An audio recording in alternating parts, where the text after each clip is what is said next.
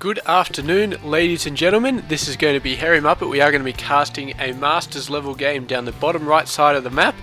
We do have our blue Zerg player, LiquidSnute. He's in Masters League. He is pretty awesome, and he is going to go out there and do some damage. And at the top left side of the map, we have our red Terran player, FXOStrelok. Now, I have seen Strelok in a couple of tournaments. Could have been a couple of years ago. And he was very, very good. In fact, I think he may have won the tournament I'm thinking of, which may have been the HD World Tournament. I think he won that back in the day, and he is still out there, and he is still doing awesome stuff. So we are going to be casting a game of him. I'm assuming this is the same Strelok. He's not ranked at the moment, as this game was cast, but he is going against a Masters player, so I assume that he is a Masters player, or at least damn close to it. So we're going to have a look at this game, we're going to see what happens in this game, and we are going to commentate on what happens in this game so that you guys can listen in while you're watching this game. There we go, having a look, barracks coming down, not much happening for the Zerg yet, but hatchery or spawning pool coming down fairly soon. So it's all going to be very awesome as this game goes on, and I never have any idea what to say until stuff actually starts happening. I'm actually starting to like games where they start spinning out Reapers or six pools and stuff like that, because it actually gives me something to talk about before about the 5-minute mark of this game. It's only the 2-minute mark now, so we've got about another 3 minutes to keep making up bullshit, so you guys don't just click off on the video and go watch something else because you're like, it's 2 minutes into this game and this game is boring, I'm going to go watch something else. So there we go. I'm completely out of things to say though. We do have a hatchery coming down around the 14-15 worker mark, and a spawning pool coming down as well. So that's going to be fairly standard. There's really no other way to describe it. It's standard, and it happens all the time, and almost every single Zerg player does it. Here we go, we have a Reaper. So Reaper's going to come out, he's going to start doing some damage. He's probably going to get chased away by Queens, although he might get there before the Queens come out, but not too much before the Queens come out. I don't know if the Reaper's speed actually been slowed down. I'm not sure if they have. I think they probably are going the same speed, but they're going to seem really slow no matter what they do if they get there after the Queens have come down. They're just going to seem like the slowest bastards. There we go, the speed has not been reduced. They are looking very speedy all over the place. In fact, I remember back in the early days of Wings of Liberty, they had to have an upgrade from the factory to actually get this extra speed, but now they've got this speed by default. However, they did lose that awesome building attack, so taking down buildings no longer going to be possible for Reapers unless there's a ton of them and you give them a good half an hour. And there we go, the Queen's coming down. Queen's about 2/3 done. A couple of Lings out though, and they are going to force the Reaper to have to test out his kiting abilities. And there we go, the Reaper does have a fair amount of kiting abilities, so he's got to come in here, but he's given the Zerg all the time he needs. The Queen is going to be in there, and he is going to be able to chase this Reaper away like there's no tomorrow. And here comes the second Queen down at the expansion, and that Queen knows what the deal is. He knows that he has to, or she has to, kill all these Reapers and wipe them out, and they are going to get a couple of drone hits off. But look at that beautiful micro. The drone was at like 2 health left or something. He had taken 2 hits. He was just about to be dead, and he morphed him into a Signcrawler. I don't know if that was luck or if that was skill, but we're going to say it's skill here. And I say good on him. And these Reapers will be produced to scouting duty as of now, because they just don't have any hope of really going in there and doing any damage now that the Queens are in the base. So there we go, Reapers reduced to scouting duty. That's always a sad sight. We do have a second orbital command coming up from this expansion. We have a factory with reactor going down for some Hellion tech, so that's going to be pretty sweet. We've got a fast starport coming out. Oh, I'd like to see bloody Banshee rush. I would love to see a Banshee rush. This is a tech lab going down. Please tell me this tech lab is for the Banshees. I haven't seen Hellion / Banshee harass for a long time. It may have actually been back at the HD World Tournament, which was, God, seems like years ago now. So Reapers into Hellions, and my God, I think it may have been Strelok back in the tournament who was doing that build then. So maybe he's going to do exactly the same thing now. And there we go, there's a Banshee coming out. So 2 or 3 years on, and he's still doing the same moves, and if they were anywhere as brilliant as they were back in that tournament, then he is going to win again. But we'll have to see how this Zerg player does against him. He's going out for a third base, and let's see, has he got a lair yet? No, he doesn't. So he hasn't got a lair, he hasn't got any spore crawlers. These Banshees are going to do lots of bad things to Mr. Strelok here. But, no, sorry, the Banshees are going to do lots of bad things to the Zerg player. He's not going to... Alright, so the Hellions are going to back off. They're going to be like, alright, it's up to you, Banshees. I'm not going in there. This is not working. He can always go and harass this base. Hellions should definitely be able to take that out, given enough time, and they'll be able to stop drones coming in and building spine crawlers and all that sort of stuff. So that's a good option there. There he goes. He's going to see this base. There's a queen on the top level, but I don't know if queens are really going to scare this many Hellions. Here we go. There's a Banshee coming out. The Lings coming in. The Lings see the Banshee. And here we go. He's got to be getting a lair. He's already got a lair coming on, but he's going to be getting some spore crawlers. Some very nice hits from the Widow Mines. Only 2 Lings left alive, but the SCVs can take care of this one. And this one, I don't know what happened to that SCV. Maybe been taken out with splash damage from the Widow Mine.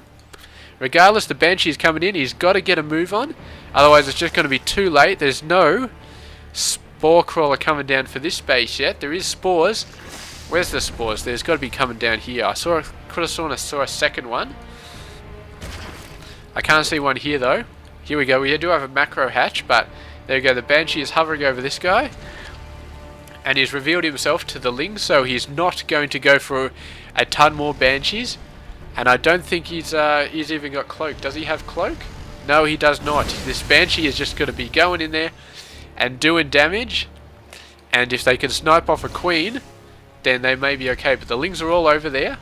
And he's got the Overseers out there, but joke's on him because Strelok doesn't even have any bloody Cloak on these Banshees. The Hellions are going to go in there. They're going to be roasting some Lings. A couple of them get taken out, but the rest are going to be fine. They're going to try and do a push in here. With the Raven, they can do some massive damage to the creep tubers there. Really push the creep back. And they've got to be careful, though, because that spore crawler does nasty, nasty damage towards air. Here we go. It's actually got... Oh, we've got a ping there. Thank you very much, Mr. Pingy guy. I don't know who pinged that, but I was totally going to miss that Nidus Worm going on. Where's the entry to that Nidus Worm? It's over here. Whole bunch of Lings going in there. This guy does know about it, though. He's killing the Overlord, but here comes the Queens. Running in there, just spewing all over the place, getting a whole bunch of Lings in there. These forces are going to have to run back as fast as they can. If only this was a planetary fortress, you'd be able to do so much crazy stuff. Well, for the first 2 tanks coming out, they might be able to survive. Here's a 3rd tank already in siege mode. Couple of Widow Mines coming in. I think they're going to be able to push this back, but the question is how many workers will our Terran player Strelok have lost? And the answer is most of them. That's right, he did lose about maybe 15 workers there. That was absolutely abysmal. And the Queen's all going to get back into that Nidus Worm, or at least 5 of them will. And he's going to save his economy back at the main base. Nidus Worm will get taken out. Meanwhile, we do have a bunch of Lings running in here. This is not a complete wall. This is a partial wall. You do not need to break this wall. You can just go around. There we go. Going to go into this base, and this base has all the workers which escaped from the previous base. So the economy here, and this siege tank is just like, whoops, I think I just did a couple of SCVs with splash damage. But that's fine, because he still took the Lings out. And these attacks from the Zerg player just... Oh, absolutely, completely offensive at the moment, and I do mean that in more ways than one. Meanwhile, the Zerg player getting down his 4th base. He's yet to block off this passage now, but we can expect him to do that in the near future, with the same with the Terran player. And my god, let's have a look at the play. 30 workers ahead for our Zerg player, and he is just going creep crazy here at the moment, which is a good idea because he's really getting a little bit slack on the creep here. But there we go, the Terran player moving in. Going to try and do some damage, trying to even up those worker numbers. There are a bunch of Lings here, but there's a whole crap load of Hellions here as well, so I don't think the Lings are going to do much, and the siege tanks are just going to finish the deal as far as those guys are concerned. A couple of spine crawlers coming up, but those guys are not going to do much with the siege tanks hitting him. So he's going to go in here. He should wipe out quite a few workers if he does his things right. The Zerg really doesn't have the forces to take this out. He's just producing Lings now, and Lings versus a Hellion tank push. Not the best idea.